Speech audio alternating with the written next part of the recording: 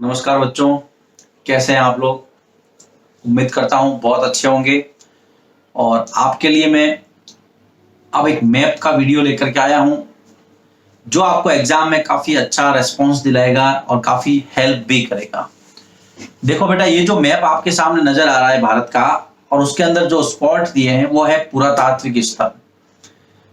ये वो जगह है जहां से कुछ न कुछ इतिहास के साक्ष्य मिले हैं। मैंने स्पष्ट रूप से वहां पर नाम भी लिखा है और बिंदु भी किया है, कहीं कहीं एरो भी किया हुआ है। तो शुरू करते हैं। हाँ, एक बात और विशेष रूप से ध्यान रखिए, क्लास 6 के लिए इंपॉर्टेंट है कि आपको भारत के सभी राज्यों के नाम और उनकी स्थिति पता होना चाहिए। कश्मीर से लगा करके तमिलनाडु और गुजरात से अरुणाचल प्रदेश और भारत के जितने भी राज्य हैं सारे के सारे, वो आपको पता होने चाहिए। एक मैप आप वो खुद तैयार करें, तभी आप पता कर पाएंगे कि कौन से स्टेट के अंदर ये जो जगह बताई गई है वो कौन से राज्य में है। देखिए, उत्तर में बुर्जहोम है, कश्मीर के अंदर है, बिल्कुल आपको ध्यान में रखना है। यहां से गर्दावास के साक्ष्य मिले हैं गड्ढे वाले कर, बुर्जहोम कश्मीर। उसके बाद में आप सीधा आइए कोल्डी हवा और महागढ़ा, ये दोनों उत्तर प्रदेश में। आपके पास एक नोटबुक होनी चाहिए, जो मैं जैसे जैसे बोलूं आप नोट करते रहेंगे। कोल्डी हवा और महागढ़ा उत्तर प्रदेश के अंदर है। उसके बाद में देखिए बिहार के अंदर चिरांद नजर आ रहा है आपको, बिहार में चिरांद की जो स्थिति है। फिर आप देखिए दाओजले हेडिंग, असम और मेघालय की सीमा पर है ना, असम के अंदर दाओजले हेडिंग, ये पूर्वोत्तर भारत का एक पुरातात्विक स्थल है, कई बार परीक्षाओं में पूछा जाता है और इंपॉर्टेंट भी है क्योंकि नॉर्थ ईस्ट में देखिए इकलौता नजर आ रहा है एकमात्र। उसके बाद में आप आइए सीधा भीमबेटका, जहां से गुफाएं मिली है वो है मध्य प्रदेश के अंदर। बहुत बहुत महत्वपूर्ण है ये भीमबेटका। आपको पता है जब हमने चैप्टर शुरू किया था, पहला चैप्टर, तो भीमबेटका की बातें की थी। भीमबेटका के बाद में आप सीधा आ जाइए महाराष्ट्र में इनाम गांव। इनाम गांव के अंदर जो भीमा नदी उसके किनारे स्थित है, ये मैंने लाल अक्षर में लिखा है इनाम गांव, तो ये महाराष्ट्र में है, यह आपको पता रखना है। महापाषाण कब्रों वाले चैप्टर में हमने इसका जिक्र किया था। फिर ब्रह्मगिरी है कर्नाटक में, यहां से कब्रों में से सोने के मनके मिले, आपको पता ही है, सोने के आभूषण मिले थे। तो ये ब्रह्मगिरी कर्नाटक में है, बिल्कुल सीमा पर है, देखिए। फिर आप देखिए कुर्नूल और पय्यमपल्ली, ये दोनों आंध्र प्रदेश के अंदर है, तेलंगाना में नहीं है, ध्यान रखें। तेलंगाना से दक्षिण में आंध्र प्रदेश के अंदर कुर्नूल और पय्यमपल्ली। उसके बाद में आदि चलनूर तमिलनाडु। अगर आप भारत से बाहर की बात करें तो पाकिस्तान के अंदर देखिए मेहरगढ़ नजर आ रहा है, जहां से खेती के सबसे पुराने साक्ष्य मिले हैं, कृषि और पशुपालन के सबसे पुराने साक्ष्य मिले हैं मेहरगढ़ से, वो आपको पता रखना है। तो ये कुछ पुरातात्विक स्थल थे भारत के, जो आपके सिलेबस में जो चैप्टर्स में दिए गए थे पहले पहले 1 से 4 वाले चैप्टर में। तो हमने इसको यहाँ पर कलेक्ट करके एक जगह लाने की कोशिश की है। अगर आप इनको याद रखेंगे तो आपके लिए बहुत ये बेनिफिशियरी या बेनिफिशियल रहेगा।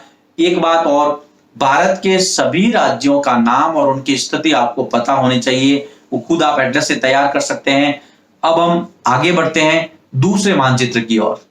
के दोस्तों, दूसरे मानचित्र में आपके सामने नदी तंत्र हैं और नदियां हैं कुल मिलाकर के। और जब हमने इतिहास का पहला चैप्टर शुरू किया था तो सिंधु और उसकी सहायक नदियों का जिक्र किया था, नर्मदा नदी का जिक्र किया था, ब्रह्मपुत्र का जिक्र किया था, गंगा नदी का जिक्र किया था। इसके साथ में दक्षिण भारत की कुछ नदियां भी हैं। तो ये देखिए, सबसे पहले मैं बात करता हूं सिंधु नदी की।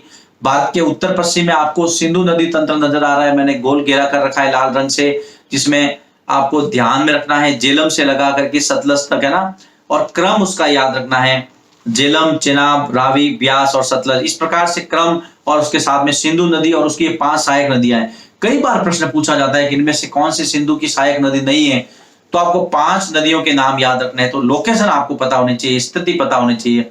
फिर देखिए मैंने लाल अक्षर में लिखा है गंगा, और पूरा उत्तराखंड से निकल करके ये बंगाल की खाड़ी में गिर रही है, लाल रंग का ये जो मैंने निशान बनाया है गंगा लिख करके। उसके बाद में उत्तर पूर्व के अंदर अगर आप देखेंगे नॉर्थ ईस्ट में, तो ब्रह्मपुत्र नदी गारो पहाड़ियां के उत्तर में, और बी लिखा है मैंने ब्रह्मपुत्र, वहां से देखिए वो एंट्री हो रही है इंडिया में। तो ये आपको पता रखना है कि ब्रह्मपुत्र नदी यहाँ पर है।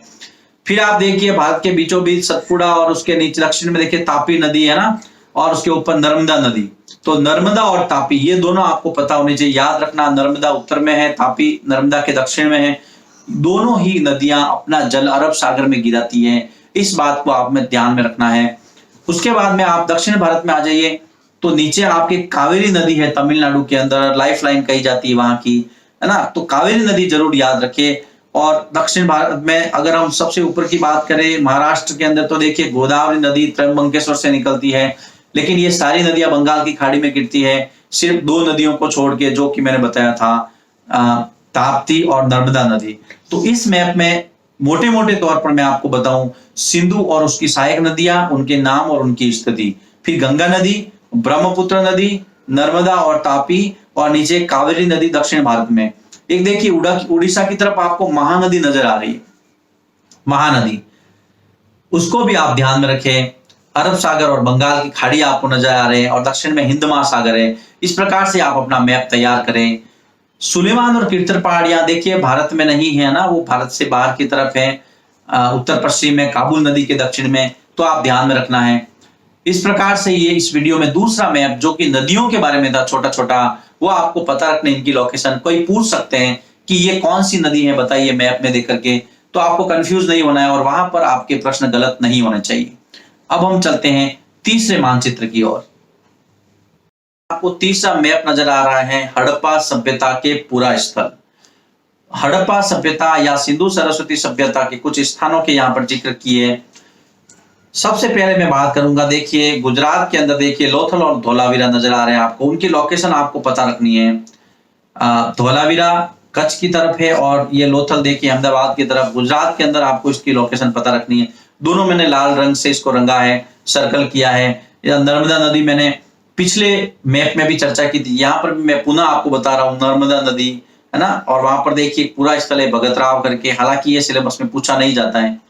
अब हम बात करते हैं, देखिए मोहनजोदड़ो आपको नजर आ रहा है सिंधु नदी के किनारे, लाल रंग से रंगा हुआ, पाकिस्तान के अंदर। और उत्तर में चलते हैं उसके, देखिए हड़प्पा, रावी नदी। तो रावी नदी, हड़प्पा और सिंधु नदी, मोहनजोदड़ो, ये जोड़े आपको याद रखने हैं।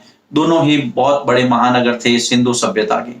अगर उत्तर की तरफ बात करें और, तो मांडा जम्मू कश्मीर, मैंने आपको वीडियो में बताया था, सिंधु सभ्यता का सबसे उत्तर वाला स्थान मांडा है, और मांडा भी आपको नजर आ रहा है। उसके आप दक्षिण में आएंगे तो बनवाली हरियाणा, और देखिए नीचे कालीबंगा राजस्थान, है ना। कालीबंगा राजस्थान के अंदर, कालीबंगा का मतलब होता है काली चूड़ियां। तो इस प्रकार से कालीबंगा भी एक महत्वपूर्ण पूरा स्थल है। उसके बाद में आप पूर्व में जाएंगे तो आलमगीरपुर, मेरठ उत्तर प्रदेश, आलमगीरपुर उत्तर प्रदेश। मैं आपको पहले ही कह रखा हूं कि आप नोटबुक साथ में रखें ताकि लिखते रहें, जिससे कि आपको याद रहे कि अच्छा ये स्थान इस प्रदेश में है। फिर बीच में आपको विशाल भारतीय थार महामरुस्थल नजर आ रहा है, रेगिस्तान के अंदर, भारत का पश्चिमी भाग, और पश्चिमी राजस्थान अगर मैं कहूँ तो सही होगा ज्यादा। और उसके बाद में बहुत सारे पूरा स्थल इस मैप में है, लेकिन जो लाल रंग से मैंने किए हैं उनकी लोकेशन और उनके स्टेट्स आपको पता रखने हैं। फिर से बता दूं, लोथल धौलावीरा दोनों गुजरात में है, मोहनजोदड़ो हड़प्पा दोनों पाकिस्तान में है, मांडा जम्मू कश्मीर के अंदर है, कालीबंगा राजस्थान में है, आलमगीरपुर मेरठ उत्तर प्रदेश में है। इस प्रकार से ये कुछ प्रमुख पूरा स्थल थे जो मैप में आने के चांसेज हैं। मैप में जाते जाते मैं आपको बताना चाहूंगा, आपको भारत के सभी राज्यों के नाम और लोकेशन पता होनी चाहिए। वो मैप इनके साथ आप जरूर तैयार करें, तभी आप इनको समझ पाएंगे। उम्मीद करता हूं ये तीनों मैप आपको एग्जाम में काफी हेल्प करेंगे, और इसको समझ करके आप आने वाले समय में भी इतिहास और उसके पूरा स्थल या उनके राज्य, भारत के राज्य, हड़प्पा, ये जितने भी हड़प्पा सभ्यता के जितने भी पुराने पूरा स्थल, इन सब के बारे में आपकी जो समझ है उसको एक और नई गति मिलेगी। बहुत बहुत धन्यवाद।